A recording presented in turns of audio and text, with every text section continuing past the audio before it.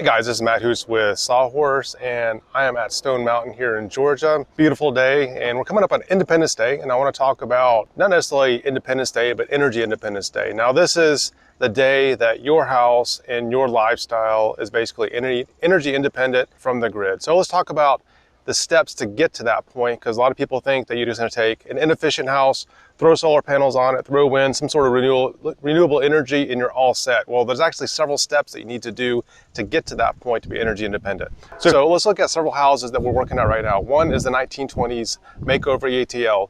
I'm a huge fan of keeping things super simple. So what we did on the 1920s house is we took the air seal and we put that on the outside. We used the Hubert zip system. We used Advantech, the zip wall, the zip sheathing all around the house, and we use liquid flash to air seal. So when you're dealing with energy efficiency, the first thing you need to do is make sure that the building envelope, which is where your air barrier, air sealing, and also your insulation meet. Now, the more efficient you make this, the less you have to rely on HVAC, which is the #1 consumer of energy in any type of structure. Now, this is typical for commercial and residential, so these basic principles apply. So along with making sure you have a nice tight air seal in the house, we're going to add insulation. In this case, we're adding Rockwool insulation to the outside of the house. We've got 8 inches of insulation added all the way on the walls, and we're putting 10 inches on the roof. Now we're using fasteners to attach this to the outside. And the reason we're doing this is we want continuous R value all the way around the house. Now what this does is eliminates thermal bridging. Thermal bridging is like if you have insulation between the studs, a stud is only R1 per inch, where the insulation is typically R4 per inch. So if you have continuous insulation on the outside, you eliminate all that thermal bridging that is coming through framing in typical construction.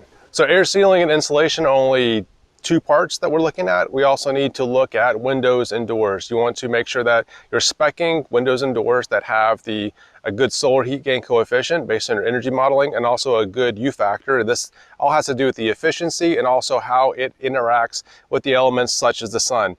Now, most good high performance windows are going to have a nice tight air seal, so you don't have to worry about air going around the windows and through the windows. But just because you specify a good window and door doesn't necessarily mean that it's going to install it properly. So you need to make sure that it's installed properly. You use a blower door, pressure test the house, make sure you don't have any leaks coming in around the windows and doors. So when we first started on the 1920s makeover ATL, it was a super leaky house. Now, Corbett Lunsford said this was the leakiest house he ever tested. We're close to, I think, 20 or 21 ACH 50, which is 4 to 5 times either the Georgia Energy Code or the National Energy Code. So it's a very leaky house. Now, if we left it like that and just did a renovation instead of like a full deep energy retrofit, we would have had to put about 15 to 16 tons of HVAC into this house based on the house being close to 5,000 square feet. Now, because we got it down to 0.3 ACH 50, which is much tighter than 20 ACH 50 by a factor of close to 60, I believe, we were able to put a much smaller HVAC system in. So there's really savings on 2 different sides. It costs less to install a more efficient system because you don't have as much ductwork, you don't have to pay as much for the equipment, and also on the operating side, you don't have to worry about paying for high utility costs. So when you're thinking about putting solar on a house, if you have a super inefficient HVAC system, it's kind of pointless. Really, if you're looking for bang for the buck, work on the efficiency, make a tight building envelope, put an efficient HVAC system in, then add the renewable energy. So one of the misconceptions with solar is that you put solar on your house, it's going to supply you that free energy, which is true. However, you have to have a certain amount of surface area on the roof to accommodate the solar panels, and you also have the right orientation. So typically most people install them on the south side of the house. In some cases, they install them on the west side of the house because that's usually where they're trying to reduce the operating cost if there's a peak energy load and if the utility rates change. And again, we don't have that issue here in Georgia, so we typically install it on the south side of the house. Well, there's only so much area on the south side of the house to install these panels. So if you have a super inefficient house, there's only so much solar that you can add to offset that.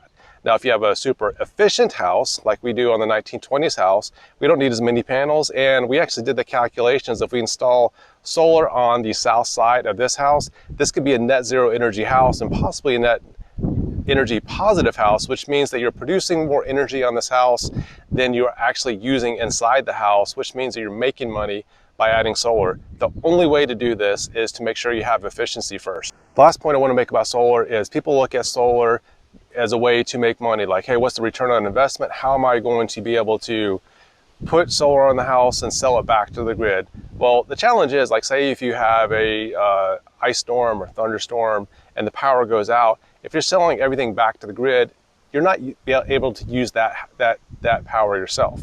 So I preach resilience first. So if you have solar on your house, you need to look at some way of storing that excess solar.